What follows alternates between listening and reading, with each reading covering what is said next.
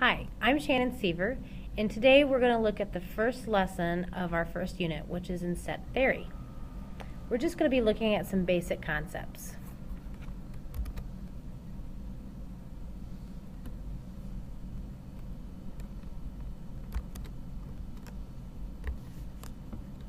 On our agenda today is 3 methods to represent sets. We're going to define and recognize the empty set, and we're going to use the symbol shown here. It looks kind of like an E and then an E with a line through it. So, our first definition is, what is a set? A set is a collection of objects whose contents can be clearly determined. An element or members are objects in a set. So here's an example. Set B are the bands playing at the State Fair this Thursday night. They are Dr. Dog, Deke Dickerson with the Trashmen, GB Lighton, Fall Out Boy, and Paramore.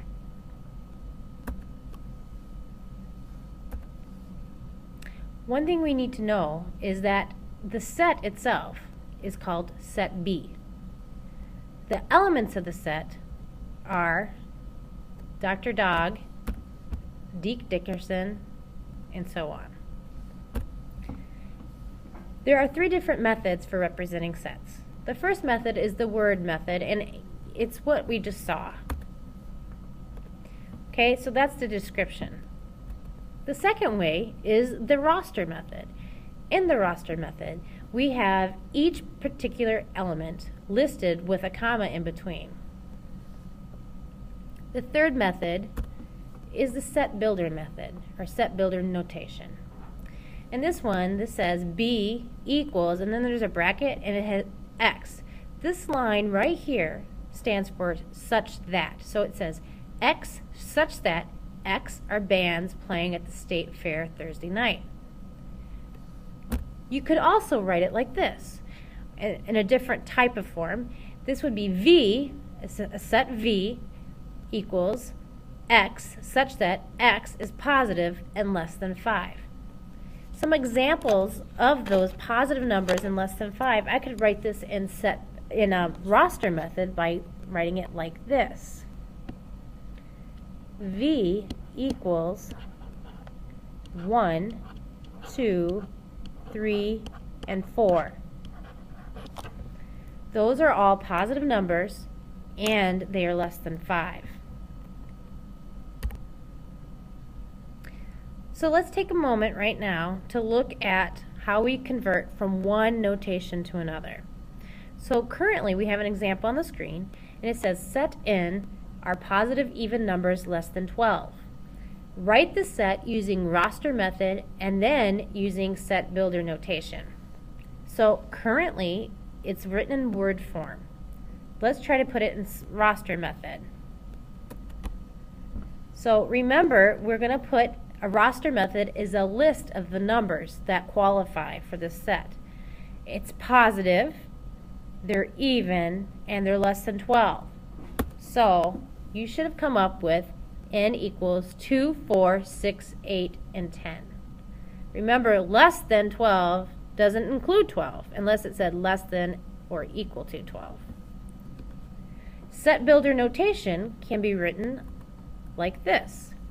N is a set where X such that X are positive numbers less than 12. You can use a little bit of the word part for that, or you could write it like this. N equals X such that 0 is less than X is less than 12, where X are even numbers. So either way, those two would be considered set builder notation. So let's think about empty sets. What exactly is an empty set? Well, think for a moment. If I were to ask, who of you swam this summer? And just say I'm asking my children. I have 4 of them. I could say all 4 of my children swam this summer. Savannah, Brooke, Karen, and Jonathan. They all swam, and this is in roster form. If I were to ask them, who swam across the English Channel of my children, well, that would look a little bit like this, because not any of my children swam across the English Channel. Therefore, E for English Channel is a set of no elements. There's nobody in there. Another way of looking at that would be with this symbol, an empty set symbol. So an empty set is a set containing no elements. Lastly, we want to look at the notation for sets of membership. Is an element of. I could say that Savannah is an element of the set S, which was for swimmers. It looks like this curved E, but I could also say that Savannah is not an element of an English Channel swimmers. So therefore, you see that little line through it. We've seen something like this before. We've seen it like we could say equals or not equals to. That's where we've seen it in algebra before. So let's review for a second. The three methods for representing sets are word method, roster method, and also set builder notation.